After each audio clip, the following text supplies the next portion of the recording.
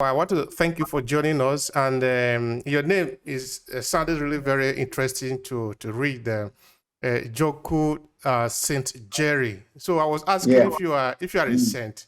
The name SaintJerry is my Njoku SaintJerry is my pen name. My original name is Njoku Jeremiah Ajike, right? Njoku Jeremiah Ajike. That's my original name. Then the saint in my name way back in school, I was an artist. I studied fine art, so I had a very big exhibition then, and the title of the exhibition was "The Return of the Saints." The Return of the Saints, you know. That's So interesting. and again, you can imagine it was a predominantly Catholic region that was in Suka. And then the way the title goes, I said, have the lost jewels, have you seen it? Find out from SaintJerry. You know, the way it was. So a lot of people were curious. Who has who is that fellow that has the courage, the boldness to call himself a saint? You know? So people were curious. The whole school, because the poster was all over the university then. So on that day, a lot of people came. Some came to find out that fellow that has the boldness to call himself a saint at that time. So the place was jam-packed with people. The VC was there. All that matter was at the exhibition. So and after that, the name stick, SaintJerry, SaintJerry, SaintJerry. And then some will make a mockery of it. They say the sinning saint, you know. So before you know it, the name stick, SaintJerry. I just stick to the name until today. The name has always been there, SaintJerry. You know. So So from maybe that you are singular going to you are exhibition, going to become a saint after maybe after you have gone now. Some people are going to make you a saint. No, it's uh, just a question of saint making it official. yeah, SaintJerry will always remain a saint. You always remain SaintJerry. And then sometimes relationship, you know, some come close and after relating with me, those days, one or two, man, this guy is a saint, you know, he's really a saint. The virtue of some hospitality and kindness in relationship and all that, you know, the virtue of some level of sincerity in relationship. So, this guy, yes, I think the name stick really. And the name has stuck since ever then. So it's stuck more of a signature. Okay. Mhm. So That's that's it. interesting.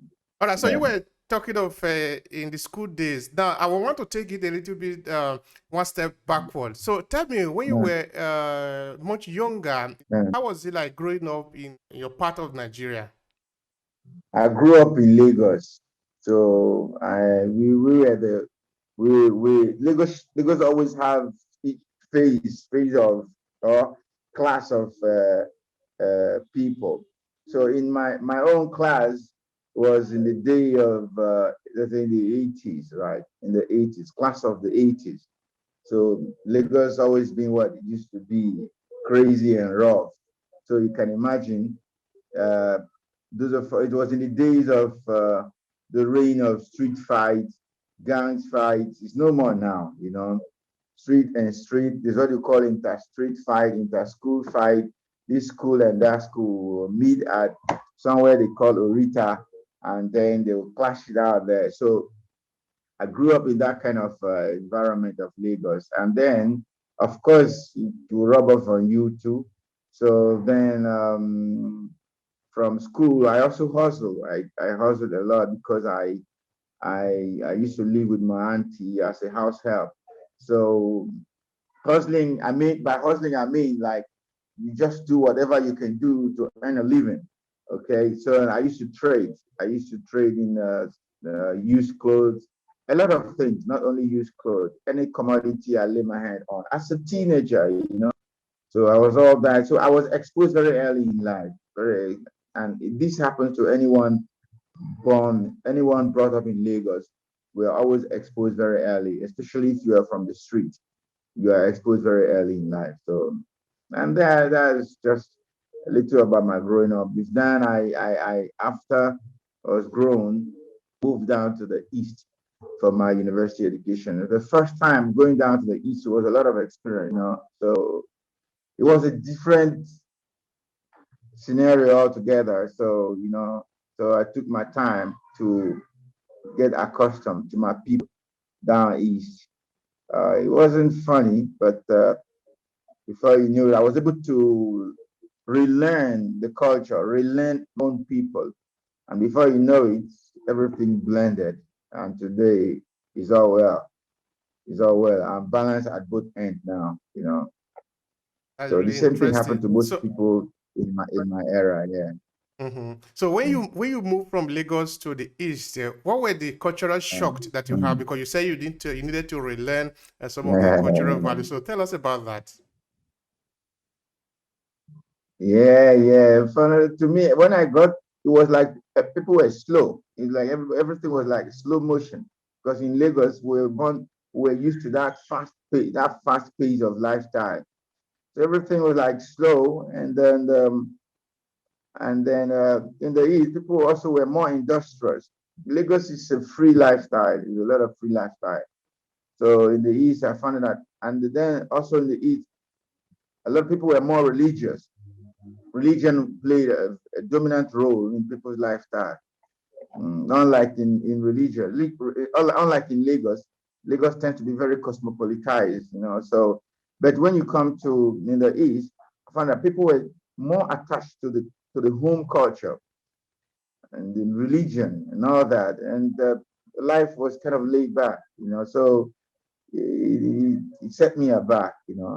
Set me aback, and after a while, I have to reduce the pace and then begin to learn a new lifestyle altogether.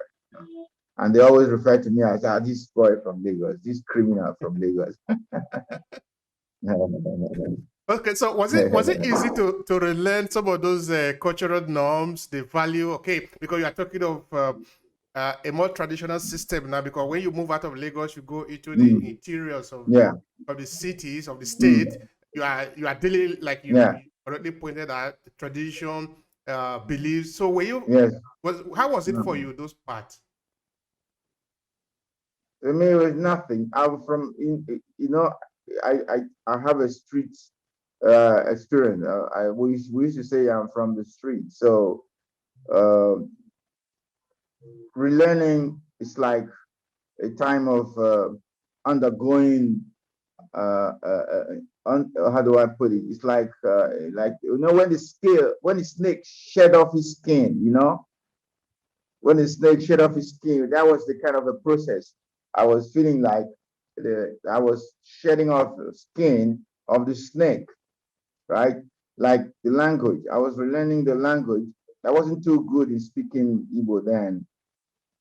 And again, I was relearning the kind of religion. Lagos is like everything is crazy, but in the East is not so.